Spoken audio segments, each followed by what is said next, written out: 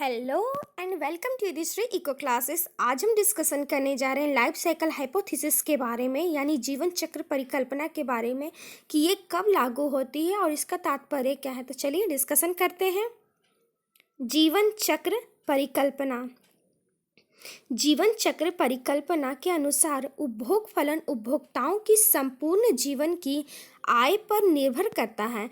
यानी जो जीवन चक्र परिकल्पना जो है वो उसके अनुसार जो उपभोग फलन जो होता है वो क्या निर्भर करता है, तो वो उपभोक्ताओं के संपूर्ण जीवन में, यानी कोई व्यक्ति के संपूर्ण जीवन की उसकी आय पर निर्भर करता है, उसे ही ये इंडिकेट करता है।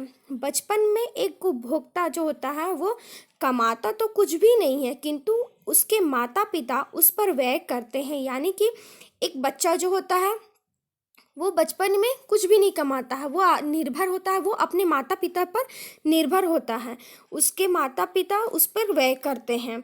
जब वह मध्यम आयु में पहुंचता है तब क्या होता है, तब वह स्वयं का परिवार जब उसका बनता है तब वह कमाता भी है तथा व्यय भी करता है। साथ ही वो अपने भविष्य के लिए समयावधि में उसकी आय जो होती है वो जब कमाने लगता है तो उस समय उसकी आय जो होती है वो उसकी व्यय से क्या होती है, अधिक होती है, जिस कारण से वो कुछ अपनी आमदनी के स्रोत को वो अपने वृद्धावस्था के लिए वह काम करने की, वृद्धावस्था में जब वो काम नहीं करेगा तो उस अवस्था में उसके लिए वो सेविंग्स करना शुरू कर देता है, बचत करता है। एक व्यक्ति क्या करता है, वो संपूर्ण जीवन काल में अपने एक समान जीवन स्तर को बनाए रखना चाहता। कोई भी व्यक्ति हो वो हमेशा चाहता है कि उसकी जो पूरे जीवन में जो उसकी लाइफ का जो स्टाइल है वो हमेशा एक बराबर हो। कभी इसीलिए वो क्या करता है कि अगर उसे आय का स्रोत अगर कम पड़ जाता है तब वो क्या करता है, वो कहीं से ऋण लेता है, उधार लेकर वो अपनी लाइफ स्टाइल को सही अपने एक ही स्टाइल से चलाने के लिए वो प्रयोग करता है। आय प्रवाहों को संयोजित करने का प्रयास करता है। इस प्रकार एक व्यक्ति अपनी आय तथा व्ययों को इस प्रकार संयोजित करता है जिससे कि वह जीवन पर्यंत एक निश्चित जीवन स्तर को बनाए रख सके।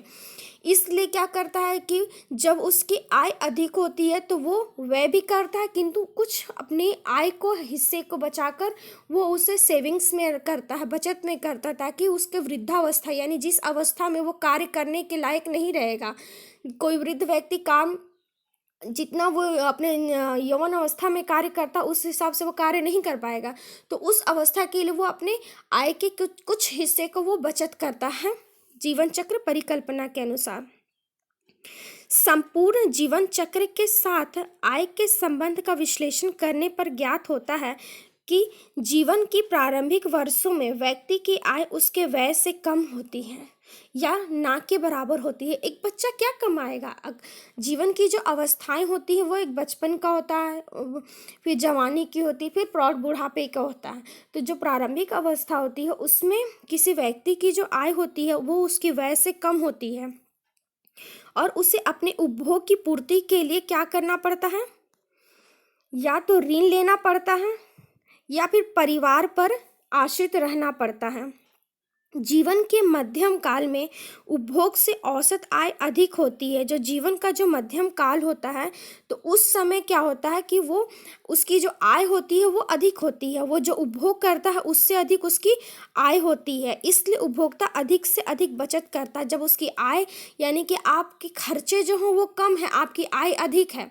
कोई व्यक्ति 40,000 रुपया कमा रहा है और उसके जो खर्चे हैं वो 20,000 के ही लमसम में है, तो जो 20,000 रुपया उसका बचेगा वो उसको अपना बचत करता है। तो उपभोक्ता व्यय की पूर्ति करने के लिए वह भूतकालिक बचतों का प्रयोग करता है। जीवन काल की परिकल्पना को समझने के लिए दो अवधि वाले मॉडल का प्रयोग किया जाता है, जिसे हम आज चित्र के द्वारा आगे डिस्कशन करेंगे। चित्र के अनुसार ओ एक्स जो है ओ ओ एक्स जो है ओ एक्स जो अक्ष है वह संपूर्ण जीवन का समय है। जो ओ एक्स जो है वो संपूर्ण जीवन के समय को बतलाता है और ओ वाई जो है वो संपूर्ण जीवन के औसत आय एवं उपभोग व्यय को बतलाता है।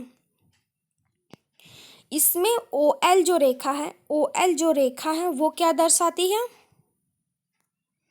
ओएल रेखा जो है वो प्रारंभिक काल को बतलाता है, जहाँ व्यक्ति का उपभोग व्यय ओके के बराबर में हो जाता है। यानी जो ओएल है वो प्रारंभिक व्यय की, जीवन की जो प्रारंभिक काल को बतलाता है, जहाँ उपभोक्ता जो है वो ओके के बराबर में व्यय करता है। अर्थात जहाँ पर आय और व्यय, उपभोक्ता जो है वो अपनी आय को व्यय की अपेक्षा में उसकी कम होती है, इसलिए उपभोक्ता अपनी आवश्यकता की पूर्ति के लिए वो क्या करता है? ऋण लेता है, कर्जे लेता है, मध्यम के माध्यम से वो अपनी आय को की पूर्ति करता है। एल से L1 जो है वो एल से L1 जो है वो मध्यम काल है, यानी कि इस समय पे उपभोक्ता की जो आय जो होती है वो उसकी व्यय से अधिक होती है। तो इस अवस्था में वो क्या करता है? इस अवस्था में वह अपनी बचत को ज़्यादा करता है। साथ ही L1 से L2 जो है वो L1 से L2 जो रेखा है वहाँ पर उसकी वृद्धावस्था आती है। यहाँ पर व्यक्ति क्या करता है? वो अपने जो बचत की गई है उस बचत को अपने इस्ते प्रयोग करता है और अपने अंतिम वर्षों की अवधि में उसे वो अपनी बचत को प्रयोग करके अपने जीवन की जो परिकल्पना है, जीवन चक्र जो वो उसे हमेशा सामान्य रखने के लिए वो उसे इस्तेमाल करता है। अगर आप चाहें तो आप इसे पॉज करके आप इसका नोट्स भी बना सकते हैं, इससे आपको काफ़ी आसानी होगी बाद में पढ़ने के लिए। यदि सभी व्यक्ति जिनसे मिलकर, जो सभी व्यक्ति जो होते हैं उनसे मिलकर समुदाय की रचना होती है, सभी व्यक्ति यानी सभी व्यक्ति मिलकर समुदाय की रचना होती है, जब ढेर एक जगह केवल उतना ही धन कमाए जिससे कि वे जीवन पर्यंत एक निश्चित जीवन स्तर को बनाए रख सकें। यानी कि अगर कोई समुदाय है वहाँ पे वो लोग क्या करें कि बस इतना ही वो धन कमाएं जिससे वो अपनी जीवन की जो आवश्यकता है बस वो उतना ही पूर्ति बनाए रखने के लिए, जीवन स्तर को बनाए रखने के लिए बस उतना ही कमाएं, ताकि यानी कि बस खाने पीने जो वो बचत ना करें। तो उस स्थिति में उस समुदाय की जो विशुद्ध बचत जो होगी वो क्या होगी कि शून्य होगी, क्योंकि वो अपने सिर्फ आवश्यकता के अनुसार ही अपनी आय कमा रहे हैं। उस स्थिति में समुदाय की जो विशुद्ध बचत होगी वो शून्य होगी, किंतु यह निश्चित नहीं है। कहा जा सकता है कि कोई व्यक्ति कितना धन कमाए ये आवश्यक नहीं है, क्योंकि हर व्यक्ति की अपनी आवश्यकताएं अलग अलग भिन्न भिन्न होती हैं, किसी की कम होती हैं तो किसी की अधिक होती हैं। तो इसलिए ये नहीं कहा जा सकता कि व्यक्ति कितना धन कमाए, ये कोई निश्चित नहीं होता है। इसी कारण लोगों के लिए उनकी आय तथा व्यय में संतुलन स्थापित करना संभव नहीं होता। प्रायः यह माना जाता है कि संपूर्ण जीवन काल में एक व्यक्ति की जो आय होती है उसकी व्यय से निश्चित ही अधिक होती है। प्रायः यह माना ही जाता है, और ये एक तरह से सत्य के बिल्कुल करीब भी है कि कोई व्यक्ति की जो आय होती है उसके पूरे संपूर्ण जीवन काल में उसके व्यय से अधिक होती है। अर्थात कुछ न कुछ बचत वो अवश्य करता है। किसी समुदाय की बचतें उनके तत्वों पर निर्भर करती है, जैसे कि जनसंख्या की वृद्धि, आय संरचना, आय तथा उस धन की मात्रा जो वे अपनी मृत्यु के समय अपने उत्तराधिकारियों के लिए छोड़ना चाहते हैं। कई बार हम लोग देखते हैं कि कुछ धन जो होता है वो कई लोगों को उनके पूर्वजों से प्राप्त होता है। कई पूर्वज जो होते हैं वो अपने उत्तराधिकारियों के लिए कुछ धन को संचय करके रखते हैं। इस प्रकार जीवन चक्र परिकल्पना में विशुद्ध बचतों को समुदाय की जनसंख्या वृद्धि की दर तथा आय में वृद्धि की दर से संबंधित किया जाता है। जब किसी भी देश में जनसंख्या में वृद्धि होती है, जब किसी देश में क्या होती है कि जनसंख्या में वृद्धि हो रही है, तब किसी देश में जनसंख्या में जो वृद्धि होती है तो लोग वहाँ पे व्यय करने के लिए कमा भी रहे हैं। तो इस स्थिति में समुदाय में विशुद्ध बचतें निश्चित रूप से वृद्धि होता है। विशुद्ध बचतों के में समय के साथ साथ निरंतर वृद्धि होती जाती है, क्योंकि युवाओं की संख्या बढ़ती जाती है। तो उनमें जब युवा बढ़ेंगे तो उनमें आय का जो स्रोत होता है वो वृद्धि करने लगता है। तो जब आय में वृद्धि होती है तो लोग बचत भी करने लगते हैं।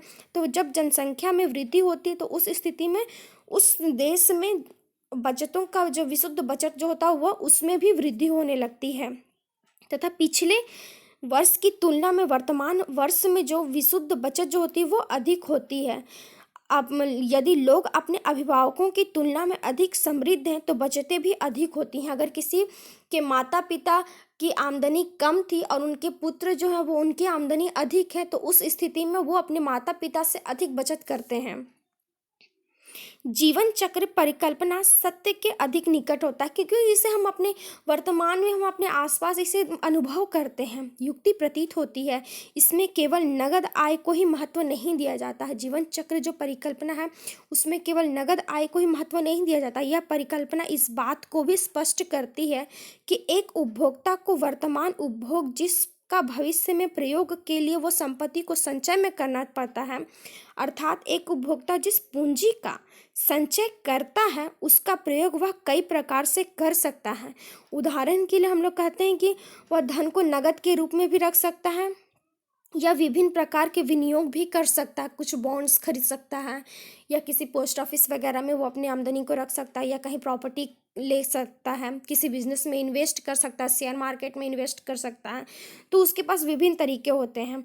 एक उपभोक्ता पूंजी का प्रयोग टिकाऊ उपभोग वस्तुओं के संग्रह में भी कर सकता है। यह स्पष्ट है कि भविष्य में उपभोक्ता फलन के सिद्धांत को पूंजी के सिद्धांत से जोड़ दिया जाएगा। वास्तव में उपभोक्ता अपनी आय के स्तर के अनुकूल निश्चित मात्रा में पूंजी परिसंपत्तियों का चयन करना चाहते हैं। एक उपभोक्ता स्वतंत्र होता है कि वो अपनी आय को कहाँ पर बचत के लिए, कि उसे कहाँ पे ज़्यादा ऋण, कहाँ पर उसे ज़्यादा ब्याज की प्राप्ति होगी, तो वहाँ पे वो अपने पैसे को इन्वेस्ट करता है। इंटरेस्ट उसे जहाँ पे ज़्यादा प्राप्त होगा वो अपने बचत करने के लिए उस सेक्टर में वो ज़्यादा अपने आप को खींचेगा।